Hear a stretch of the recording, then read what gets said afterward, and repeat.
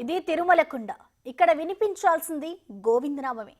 మరో మాట వినిపించిందా శిక్ష అనుభవించాల్సిందే. కొత్తగా ఏర్పడిన టీటీడీ పాలక మండలి సోమవారం భేటీ అయింది. ఈ సందర్భంగా పలు కీలక నిర్ణయాలు తీసుకుంది. కలియుగ ప్రత్యక్ష దైవం శ్రీనివాసుడు కొలువైన తిరుమలలో సామాన్య భక్తులకు పెద్దపీట వేసేలా టీటీడీ కీలక నిర్ణయాలు తీసుకుంది. మంగళవారం టీటీడీ చైర్మన్ బిఆర్ నాయుడు అధ్యక్షతన టీటీడీ పాలక మండలి సమావేశం జరిగింది. ఈ సమావేశంలో పలు కీలక నిర్ణయాలు తీసుకున్నారు. పాలక మండలి సమావేశంలో అనేక అంశాలపై సుదీర్ఘంగా చర్చించారు సభ్యులు. ఇందులో శారదా పీఠం లీజు అంశం ప్రధాన చర్చకు వచ్చింది.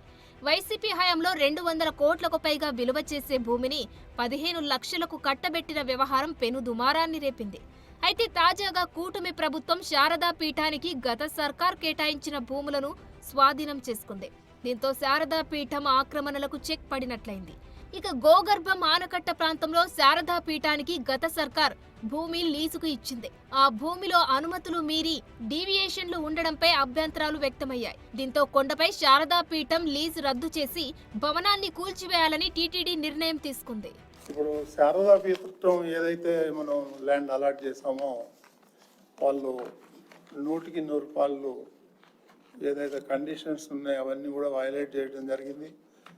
దాని మీద నిపుణుల కమిటీ వేస్తే ఆ కమిటీ కూడా ఒక రిపోర్ట్ ఇచ్చింది. దాని మీద 100% వాళ్ళు వైలేట్ చేశారు. కాబట్టి దాన్ని పూర్తిగా రద్దు చేసి మళ్ళీ తిరుమలకి హ్యాండ్ ఓవర్ చేసుకునే విధంగా బోర్డు తీర్మానం చేయడం జరిగింది. ఇక వివాదంగా మారిన శ్రీవాణి ట్రస్టును రద్దు చేస్తున్నట్లు టీటీడీ చైర్మన్ ప్రకటించారు. శ్రీవాణి ట్రస్టును చంద్రబాబు హయాంలో ప్రారంభించారు. ఈ ట్రస్టులో 10,000 నుంచి ఎంతవరకైనా ఎవరైనా విరాళం ఇవ్వొచ్చు. ఈ నిధులను తిరుపతికి ఆవల ప్రాంతాల్లో శ్రీవారి ఆలయాలను నిర్మించేందుకు వెచ్చిస్తారు. అయితే 4 ఏళ్లు పూర్తయినా శ్రీవాణి ట్రస్ట్ ద్వారా వచ్చిన మొత్తాన్ని టీటీడీ అధికారులు కానీ బోర్డు కానీ లెక్కలు చెప్పలేదు. దీనిని గోప్యంగానే ఉంచారు. ఇదే వివాదానికి దారితీసింది. దీంతో ట్రస్టును రద్దు చేయాలనే డిమాండ్లతో ట్రస్టును రద్దు చేస్తున్నట్లు టీటీడీ ప్రకటించింది.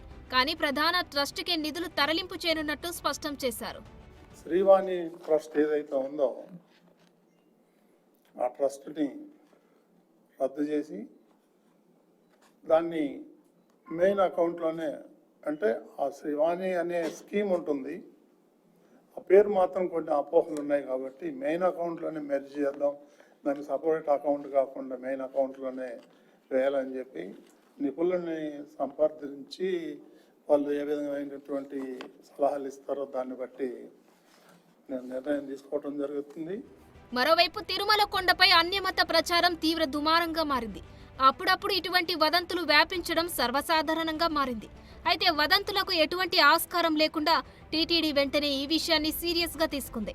అంతేకాదు విజిలెన్స్ విభాగాన్ని రంగంలోకి దించింది. కొండపై అన్యమతస్తులను వేరే చోటుకు బదిలీ చేయాలని కూడా నిర్ణయం తీసుకుంది. అన్యమతస్తులు ఎవరైతే టీటీడీలో పనిచేస్తున్నారో వాళ్ళకి మొట్టమొదటిసారిగా వాళ్ళని పిలిపించి వాళ్ళతో కన్సల్ట్ చేసి వాళ్ళకి విఆర్ఎస్ అయితే విఆర్ఎస్ ఇచ్చి, లేకపోతే గవర్నమెంట్తో మాట్లాడి వాళ్ళని మున్సిపాలిటీలో కానీ రెవెన్యూలో కానీ వేరే డిపార్ట్మెంట్లో ట్రాన్స్ఫర్ చేయాలని చెప్పేసి బోర్డు నిర్ణయం తీసుకుంది. తిరుమల తిరుపతి దేవస్థానాన్ని మరింత పవిత్రంగా మార్చాలన్న ఆలోచనలో కొత్త టీటీడీ బోర్డు ఉంది. అందుకోసం ముందుగా అసలు కొండపై గోవిందనామం తప్ప మరో మాట వినిపించకుండా చేయాలని అనుకుంటున్నారు. శ్రీవారిని దర్శించుకుంటున్న పలువురు ప్రముఖులు తర్వాత మీడియా ముందు రాజకీయ ప్రకటనలు చేస్తున్నారు. వైసీపీ హయాంలో ప్రత్యేకంగా అటెన్షన్ రావడానికి తిరుమలకు వచ్చి స్వామివారి దర్శనం పేరుతో మీడియా ముందు ప్రకటనలు చేసేవారు. అలాంటి పరిస్థితిని పూర్తిగా మార్చాలని నిర్ణయించారు. అందులో భాగంగానే ఇకపై తిరుమలలో రాజకీయాలు మాట్లాడడంపై నిషేధమని ప్రకటించారు టీటీడీ చైర్మన్. ఎవరైనా అతిక్రమిస్తే కేసులు పెడతామని హెచ్చరించారు. అంతేకాదు తిరుమలలో అతిథి గృహాలకు సొంత పేర్లు పెట్టరాదని సూచించారు. తిరుమలలో ఎవరైతే భక్తులు వస్తారో వాళ్ళు దర్శనం చేసుకొని వెళ్ళేటప్పుడు ప్రెస్ మీట్లో రాజకీయాలు మాట్లాడుతున్నారు.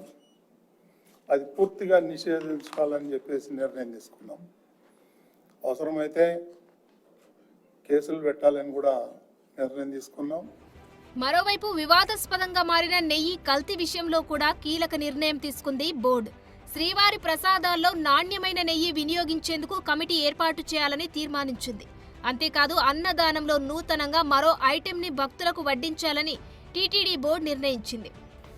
ఈ శ్రీవారి లడ్డు ప్రసాదంలో వాడేటువంటి నెయ్యి ఏదైతే ఉందో దాన్ని ఇంకా మెరుగుపరచాలని, మంచి క్వాలిటీ నెయ్యి కొనాలని బోర్డు నిర్ణయం తీసుకోవడం జరిగింది.